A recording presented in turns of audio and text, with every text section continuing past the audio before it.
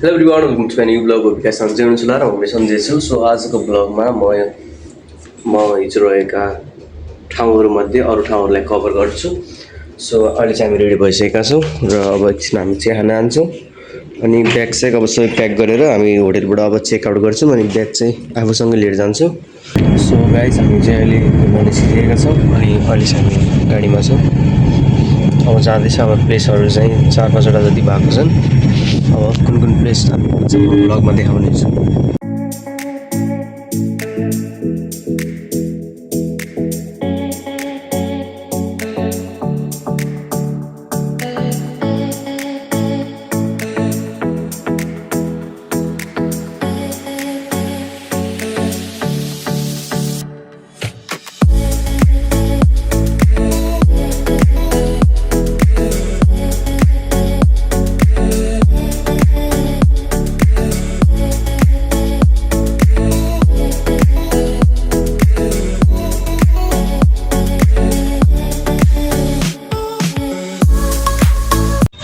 So guys अहिले चाहिँ हामी बङ्गलामुखी गुरुद्वारा आइसकेका छौँ।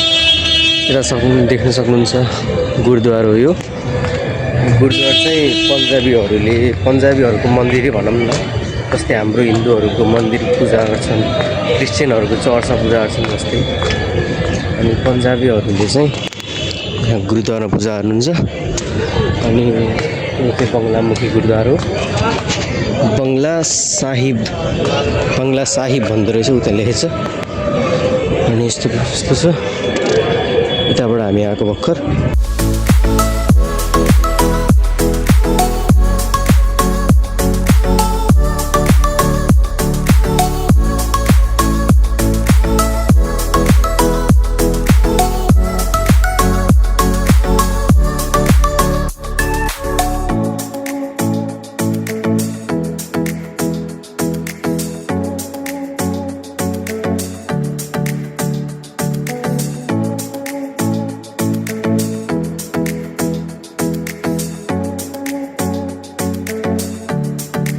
सो गाइज हामी गुरुद्वार घुमेर निस्किसकेका छौँ र अब अर्को ठाउँ जान लागेको छौँ हामी।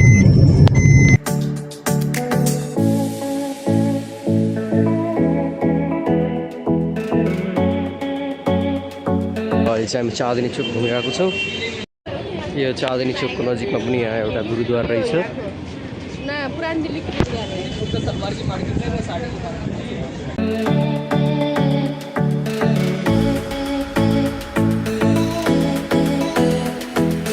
चाँदनी चोक घुमेर भइसकेर हामी ठ्याक्क लाल किल्लाको अगाडि आएका छौँ। त्यो त देख्न सक्नुहुन्छ लाल किल्ला।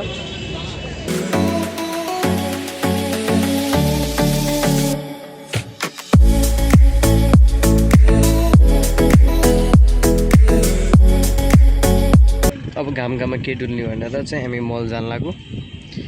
सो अब पार्किङबाट गाडी पाइरहेको छौँ। हामी चाहिँ अहिले जामा मस्जिदको नजिक आएका छौँ अनि यता मार्केटहरू हेर्न सक्नुहुन्छ हल्का फुल्का। यसलाई चाहिँ दिल्लीको चोर बजार भनेर पनि चिन्ने गरिन्छ। जामा मस्जिद त्यहाँ ठ्याक्क अगाडि यो त्यो टेन्ट देखिरहनुपर्छ नि, त्यो लास्ट इन्डिङ पोइन्टसम्म। त्यहाँदेखि हामी यहाँसम्म आएको हौँ। अनि यो हाम्रो अगाडि जामा मस्जिद अनि यो तलका यिनीहरू चोर बजारहरू छन्। मैले पनि त्यहाँ पुरा बोटको एयरपड अनि त्यो एप्पलको एयरपड, एप्पल वाच सिरिज के देखिरहेको थिएँ। हेर्दै हिँड्ने त अनि बिग्रेको हुन्छन्, किन्न हुन्न त्यस्तो। फोटो खिचिदिने हो आउँछ यतापट्टि आउनु।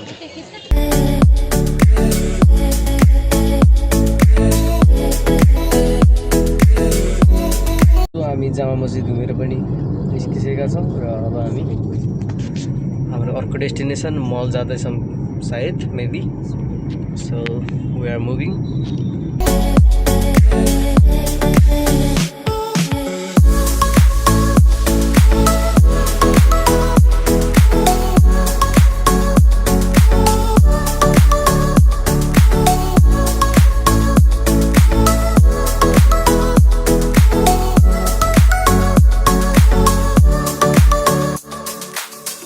सो गाइज अहिले हामी नोएडाको मलमा छौँ।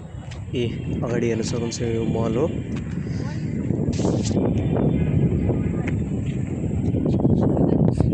गाडी पार्क गरेर आएको छन् अनि अब हामी मलभित्र जान्छौँ।